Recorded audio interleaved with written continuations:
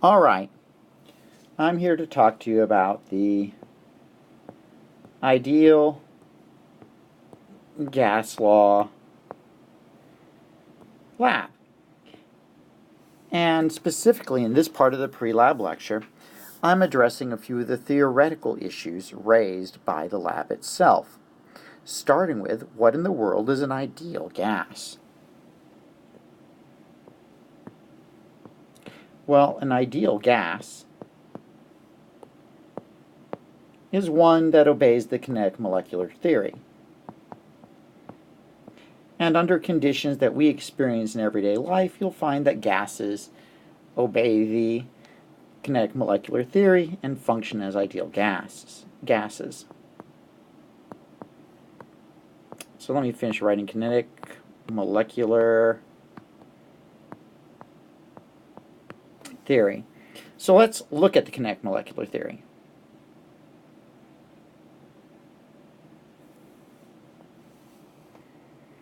All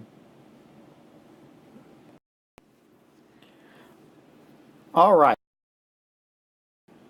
All right, so what in the world is the kinetic molecular theory of gases?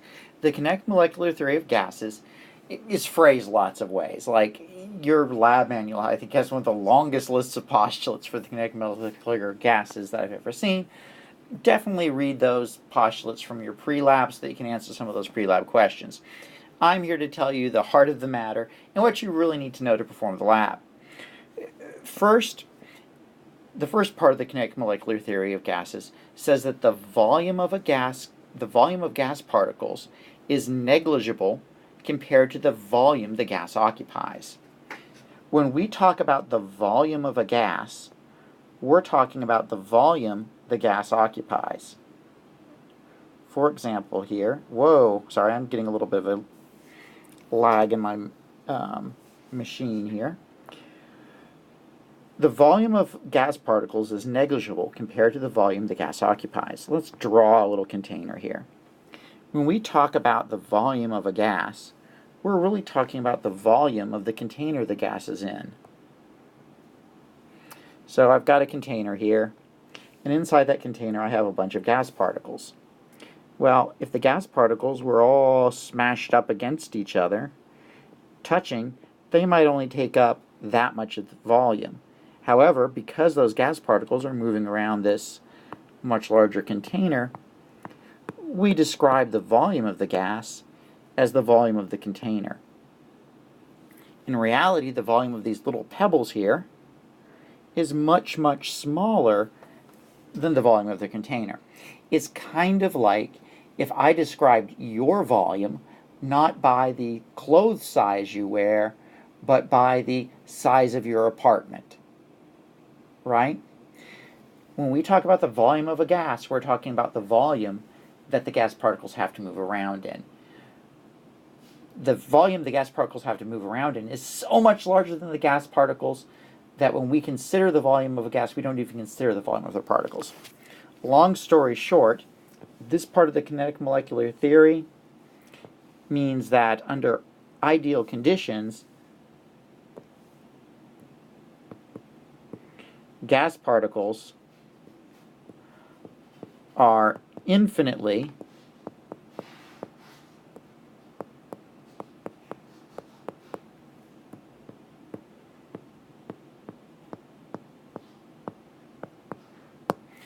compressible. Meaning if you applied enough pressure, you could keep on pushing those gas particles closer and closer together and making the volume occupied by your gas smaller and smaller and smaller forever. So that's one part of the kinetic molecular theory. The other portion of the kinetic molecular theory has to do with the gas particles and their relationship to each other. Gas particles have no attraction for each other. That means, in terms of what we care about, that if two gas particles pass each other by, they're not going to stop and say hello. They're going to keep moving the direction they're moving without slowing down, as opposed to two things that are attracted to each other. Let's face it, if you're passing by somebody you're attracted to, what are you doing? You're slowing down and taking a look, right? Well, gas particles don't have attraction for each other, so they're not slowing down to take a look. So that means that gas particles experience no loss of energy due to overcoming forces of attraction for each other. Gas particles also collide with what's known as elastic collisions. Because they have no attraction for each other, when two gas particles do hit, boink, boink, they simply bounce off each other and change direction without slowing down. Energy is conserved in the collision of gas particles with each other or with the sides of the container. That has big implications in terms of pressure.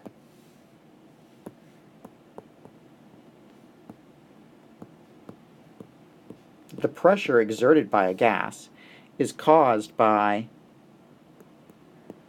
particles of gas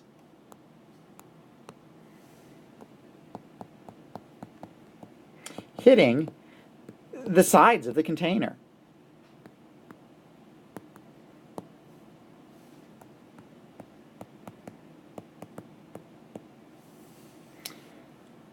So if I have a balloon, what keeps my balloon that nice spherical shape that it is? Inside it, it's the gas particles striking the walls of the container and bouncing off the walls of the container. So the pressure exerted by a gas is caused by the gas molecules striking the wall of the container. And because they have no attraction for each other and no attraction for the walls of the container, that pressure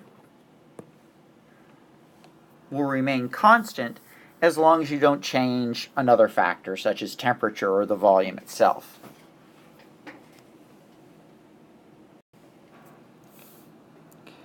A gas can be described in terms of 4 characteristics. This is kind of like getting to know somebody, right? You're on a first date and you need to know something about them. So you want to know 4 things that would describe them as a person, which explains why my first dates go so bad. Because if you ask your first date, give me 4 things that describe you, it's not usually a good conversation. It sounds like you're doing a job interview. Again, which explains why my first dates don't go so well. But anyway, 4 things that describe gases.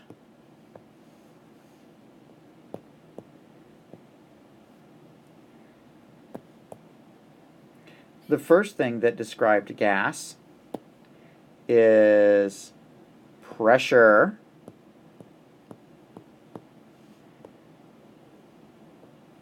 The second thing that describes a gas is volume.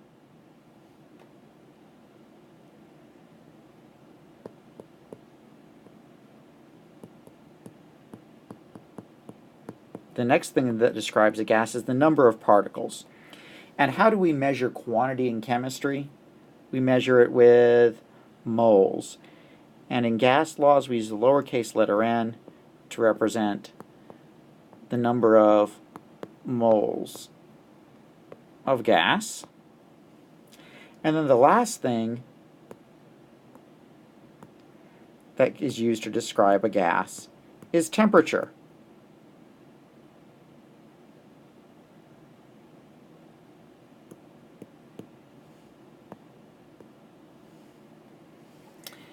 Quick note and a quick reminder: in order for us to have gas laws that work and turn out mathematically correct, the temperature you use to do calculations within gas laws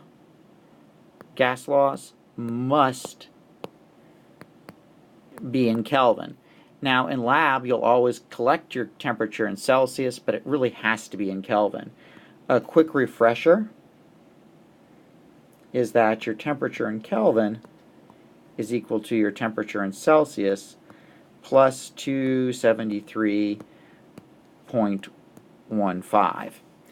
Oh, my word, I can't believe I've gotten this far along without remembering. Why don't you write down Captain Marvel? Everybody write down Captain Marvel. I find it ironic that we have 2 Captain Marvel movies being released less than a month apart. What do you mean 2 Captain Marvel movies, Dr. Kelly? Well, the character that most people know is Shazam. His real name is actually Captain Marvel. But due to a series of lawsuits between Fawcett Comic Books, DC Comic Books, and Marvel Comic Books, they can no longer call the character we know as Shazam Captain Marvel, despite the fact he predates the Captain Marvel that you watch from Marvel by a good 40 years. And I know way too much about comic books. Again, that may have something to do with why my first dates don't go too well, because I just dropped a Sheldon knowledge random bomb on you. At any rate, so we have 4 characteristics that describe a gas: pressure, volume, number of moles, and temperature.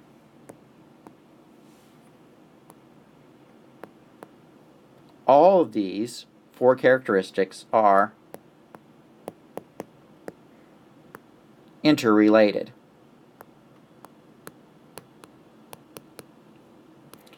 A change to one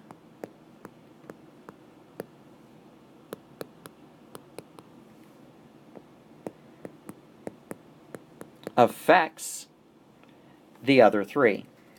For example,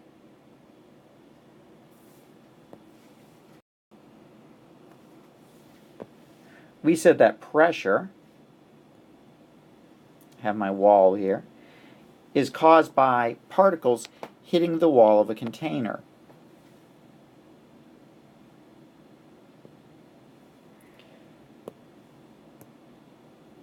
So I have 2 or 3 particles, I've got 3 particles here hitting the wall of the container.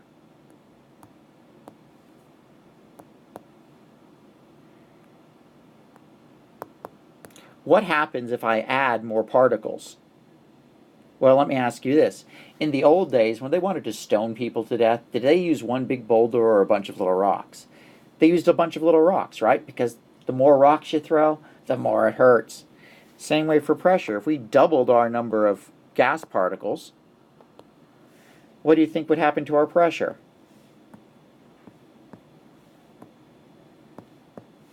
Our pressure would increase. So an increase in the number of moles would provoke an increase in pressure. So there's a relationship there. Another one that's easy to grasp, and we'll go into, and I actually have a little demo you'll watch in lecture, but another one that's easy to think about is the relationship between pressure and volume. If I have a pressure equal to 1 atmosphere, oh, and I have to define pressure units. Sorry, I'm trying to give you like 3 days worth of lecture here in about 15 minutes. An ATM is the unit of pressure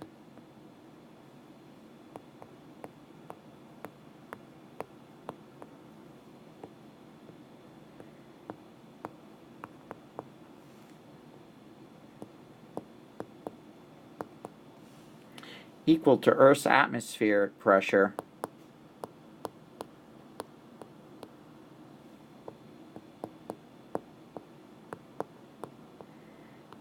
at sea level. So I've got 1 atmosphere pushing down on that balloon, and my balloon's got a volume of 500 milliliters. What happens, do you think, if I double my pressure?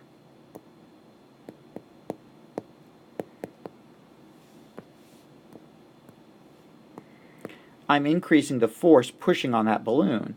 Well, if I'm increasing the force that's going to push on that balloon, my balloon's going to shrink, right?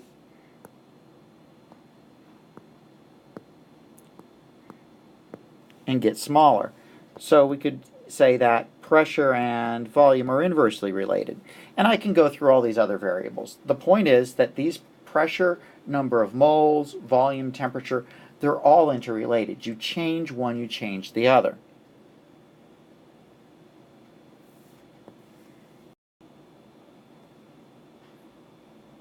The ideal gas law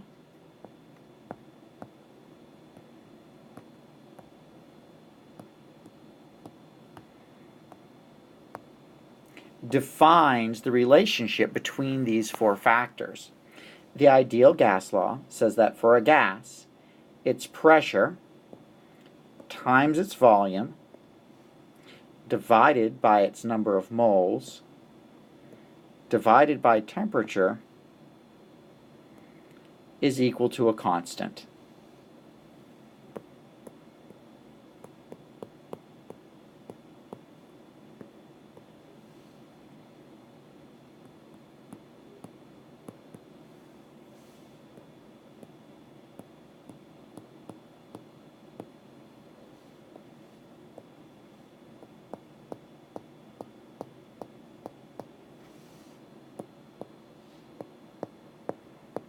Not only that, but this constant is given a name.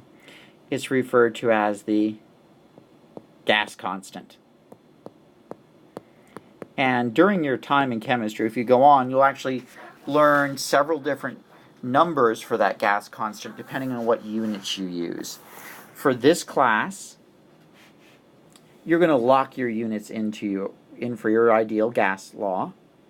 And what you're going to use is you're going to say that pressure times volume divided by number of moles divided by temperature is equal to the gas constant, and that gas constant is equal to 0.0821 and has convoluted units: liters, ATM, moles, Kelvin.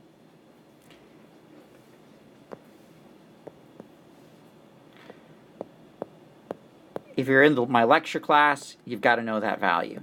Know me.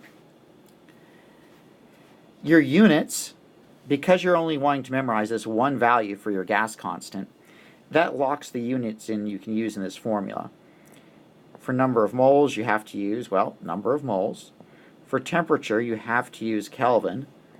Your volume is going to have to be in liters, and your pressure is going to have to be in ATM.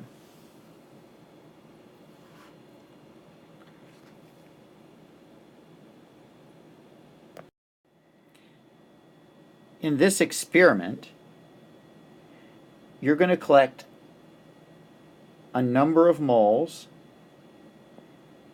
of oxygen gas, and you're going to plot it versus liters of oxygen gas that you have. And as you might expect, the more moles of a gas you have, the more volume you have. So you should get a nice straight line. And you're going to take a line of best fit with the intercept set to 0. So you're going to have y equals the slope times an x value. The question we want to ask ourselves is, what does that slope represent? And that's where some algebra comes in. According to the ideal gas law, pressure times volume times number of moles times temperature equals R. This equation for our line up here, we have our number of moles equals to a slope times our volume. So what we want to do is we want to rearrange Pivnert so that it mirrors our line here. In other words, let's rearrange our ideal gas law,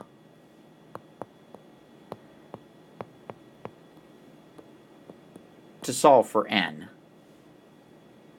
So I'm going to perform some algebra.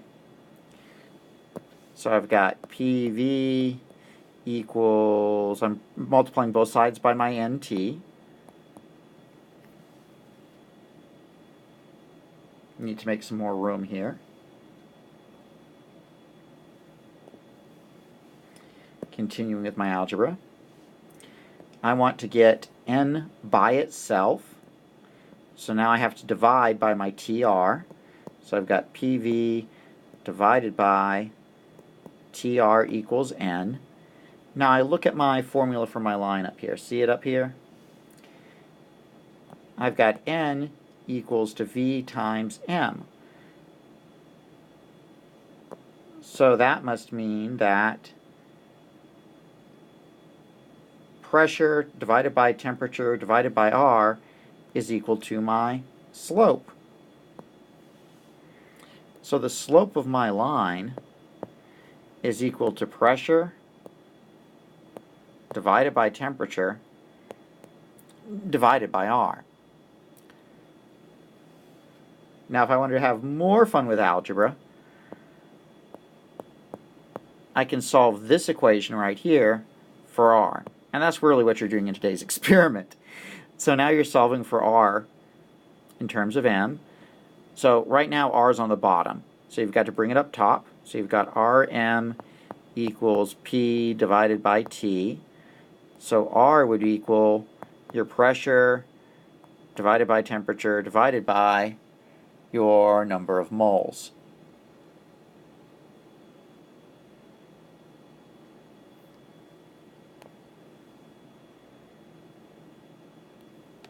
They tell you in the lab that you're going to assume that you're operating at atmospheric pressure of 1 atm. And you'll measure the temperature yourself in Kelvin. In today's lab, what you're doing is you're calculating the value of R. You're determining an experimentally determined value of R based on your plot of the number of moles of oxygen versus liters of gas, where we know that based on this slope of the line and some simple algebra, that your R value is going to be equal to 1 atm divided by your slope